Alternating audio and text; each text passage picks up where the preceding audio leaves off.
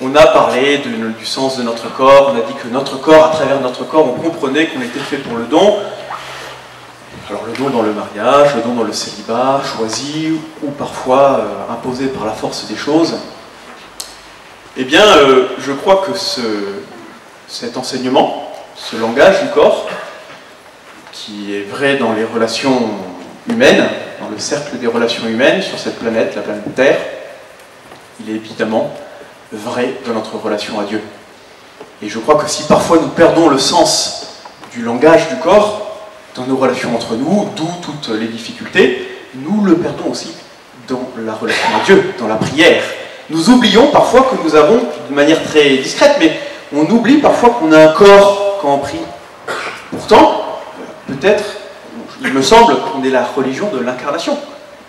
Et que la vie spirituelle, elle passe par le corps. Et comme le disait le Père Bastien, je crois, hier, ben, ce qui est spirituel, il est a fortiori pleinement charnel. C'est-à-dire qu'il passe totalement par notre corps.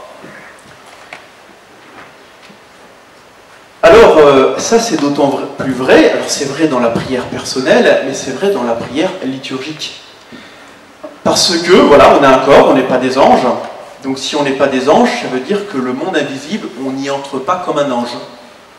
Le monde invisible, l'ange, qu'est-ce qu'il fait? Il y entre, il est chez lui, il est comme un poisson dans l'eau. Le monde invisible, c'est son truc. C'est le monde des spirituels, c'est son truc. Nous, on est des esprits, mais incarnés. Et donc, pour entrer dans le monde invisible, on n'y entre pas comme ça. Parfois, on voudrait y entrer, on joue un peu l'ange, mais ça marche pas bien. Nous, on y entre par l'intermédiaire, par la médiation de signes. Alors, on les appelle aussi les symboles. Les symboles. Vous savez, si je vous montre la croix comme ça, vous regardez la croix. J'espère que vous ne regardez pas ma main. C'est un proverbe chinois qui dit « Lorsque le sage montre la lune, le fou regarde le doigt. » Et parfois, un peu par rapport aux signes et aux symboles liturgiques, on est un peu comme ça. On s'y arrête. Soit on s'arrête au signe, on dit « Ouais, elle est super cette croix, elle est super cet autel, très belle cette chasuble. » Bon, c'est tout. Voilà, c'est tout. On s'y arrête, on regarde la main.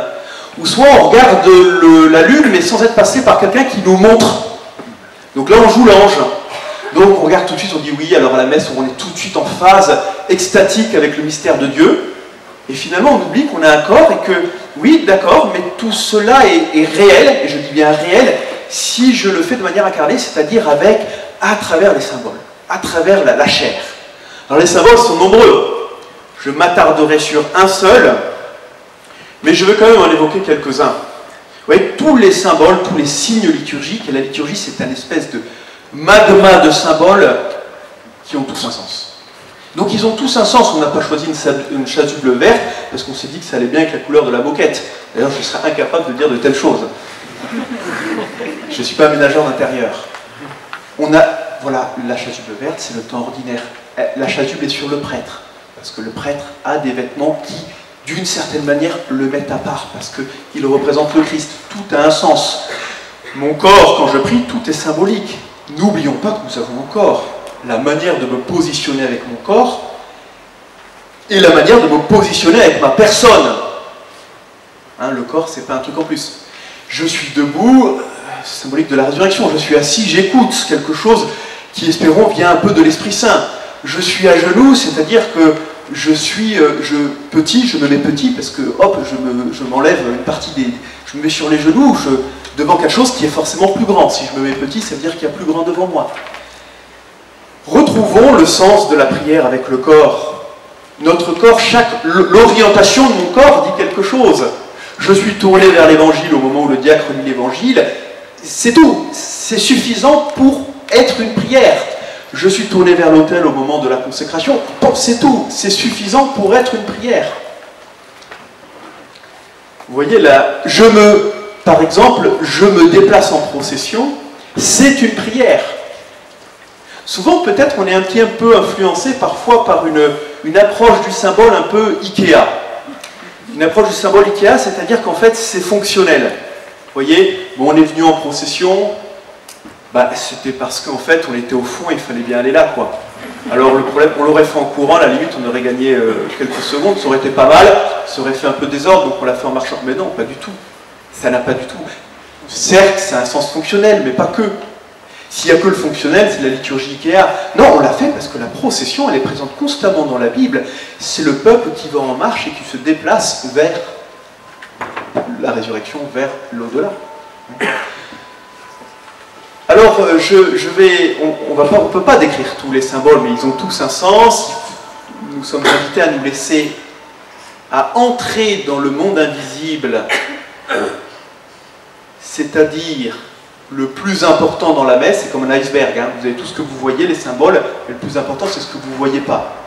Nous sommes invités à rentrer dans le mystère qu'on ne voit pas, uniquement à travers les symboles. Sinon, on joue à l'ange. Et alors, il y en a un qui m'intéresse tout particulièrement. Il y en a un qui m'intéresse tout particulièrement, c'est la croix. Vous voyez, la croix est au centre de l'autel. Et en fait, elle va nous dire ce qu'il y a dans le monde invisible. Alors elle va nous l'indiquer, et elle va nous y porter un petit peu aussi. Hein. Et alors elle nous dit quoi, cette croix? Elle nous dit que ce qui va se passer de manière invisible, et c'est ça qui m'intéresse dans la messe, eh bien c'est comme cette croix. C'est-à-dire que on va s'offrir. On va s'offrir non pas avec... on va pas penser à l'idée qu'on va s'offrir. C'est pas juste une idée, on va s'offrir avec tout ce qu'on est. C'est la lettre aux Hébreux qui dit « Je suis entré dans le monde », c'est Jésus qui dit ça. « Tu m'as donné un corps, tu ne veux plus ni offrande ni sacrifice, sous-entendu de bélier, d'agneau, etc. Tu m'as donné un corps, me voici Seigneur, je viens faire ta volonté. » C'est-à-dire que je vais, donc la croix me dit que ce qui se passe à la messe, c'est qu'on va s'offrir avec tout ce qu'on est avec notre corps. Alors s'offrir, ça on a déjà entendu, ok, la messe, je m'offre, mais je m'offre, d'accord, mais c'est pas un peu abstrait, je m'offre, qu'est-ce que je fais là? Je m'offre, bon, alors le prêtre il va offrir le pain et le vin, ça c'est concret, mais moi je suis quand même j'hésite un peu entre je suis au cinéma, c'est-à-dire je regarde ce qui se passe, ou je participe. Non, c'est pas je suis au cinéma, c'est je participe pleinement, donc je m'offre pleinement. Oui, mais c'est Jésus qui s'offre, mais non, c'est aussi toi. Bon, alors comment on concilie tout ça, concrètement? Alors je vais vous raconter une petite histoire. C'est l'histoire d'un Provençal qui habite Marseille, et les cousins d'en face. Et alors, il y a une collecte pour envoyer tout un tas de choses, de vêtements, d'affaires pour les études, de stylos, pour un pays plus défavorisé. Voilà, qui est plus dans la galère, un pays d'Afrique par exemple, où c'est plus difficile. Alors évidemment la mairie rassemble des kilotonnes de matériel, de nourriture, de cahiers, elle met tout ça dans des conteneurs au port de Marseille, et puis voilà qu'il y a, on va l'appeler Paul qui arrive, petit Marseillais, c'est un nom très marseillais, et Paul se dit mais moi je vais aussi faire quelque chose, parce que ok, les associations caritatives elles font des conteneurs, mais moi je vais faire aussi mon petit paquet. Alors Paul il a 123,50 €, et donc il va déposer ces 123,50 € pour acheter des cahiers, un peu de nourriture, quelques petites bricoles qui vont pouvoir aider. Et puis il fait le colis, tac tac tac, boum, il arrive et il se dit mince, j'ai oublié de mettre les timbres. Et j'ai dépensé tous les 123,50 €, donc j'ai plus de timbres. Donc mon colis, ben voilà, ma petite offrande là, ben, elle va rester à Casa, elle va rester à la maison, elle ne va pas pouvoir aller de l'autre côté de la mer. Alors il est embêté et puis il se dit bon, je connais quelqu'un au port de Marseille, je vais aller le voir. Puis il lui dit tiens, alors il va voir son ami au port de Marseille, il lui dit mais écoute, donc c'est où le cargo là qui est prêt pour partir? Il dit c'est là-bas. Ah, on peut aller le voir juste comme ça pour visiter? Ouais, très bien. Ah, et donc c'est ça, les conteneurs qui sont prêts à partir. Alors il a son petit colis sous le bras. Puis il dit est-ce que je peux regarder dedans? Comment c'est le conteneur, tout ça? Oui, bien sûr. Alors on ouvre le conteneur, puis on se rend compte que, évidemment, il y a des grosses palettes emballées de plastique, et puis entre deux palettes, il y a au moins 20 cm², et il y a des vides. Alors discrètement, pof, il met son petit colis dans les 20 cm², puis il dit merci beaucoup pour la visite, et il s'en va. Alors on ferme le colis, on referme le conteneur en métallique, et puis le petit paquet de 123,50 €, ben, il va arriver à destination. La petite offrande, jointe à la grande offrande, va arriver à destination. La messe, c'est pareil. Évidemment, la croix, le symbole qui nous dit ce qui se passe dans l'invisible, il nous dit Jésus s'offre. C'est ça le sacrifice de la messe. Jésus s'offre. Et c'est un truc douloureux. Hein. il n'offre pas que des super belles choses, il offre tout un tas de misère. Et moi, je ne suis pas au cinéma, donc je ne vais pas regarder ce qui se passe, moi je vais participer, prendre part à ce qui se passe.